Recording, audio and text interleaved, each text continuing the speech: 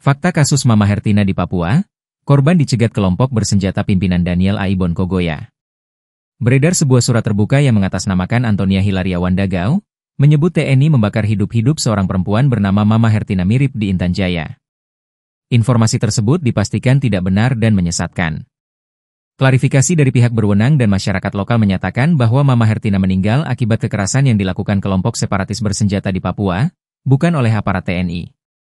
Mama Hertina ditemukan meninggal dunia pada 23 Mei 2025 di Kampung Dugusiga, Distrik Sugapa. Berdasarkan keterangan saksi, perempuan lanjut usia tersebut mengalami gangguan jiwa dan sering berkeliaran seorang diri di hutan. Ia terakhir terlihat hidup pada 15 Mei 2025, setelah mengungsi ke Kampung Mamba Bawah akibat ancaman dari kelompok bersenjata.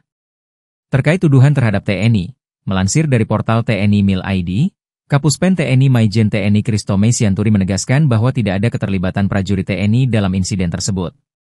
Ini murni hoaks yang dirancang untuk membentuk opini sesat bahwa TNI membunuh warga Papua.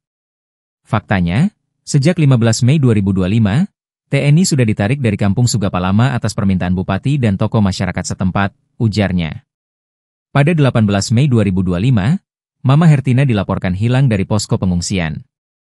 Warga menduga ia kembali ke kampung asalnya, Jaindapa. Dalam perjalanan, ia dicegat dan ditembak oleh kelompok bersenjata pimpinan Daniel Aibon Kogoya, yang menuduhnya sebagai mata-mata TNI. Selain itu, klaim bahwa Mama Hertina memiliki anak adalah tidak benar.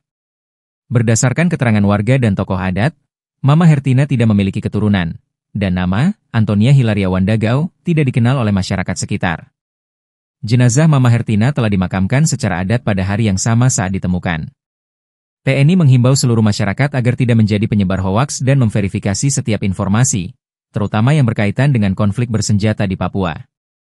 Kami mengajak masyarakat untuk tidak mudah percaya pada narasi fitnah.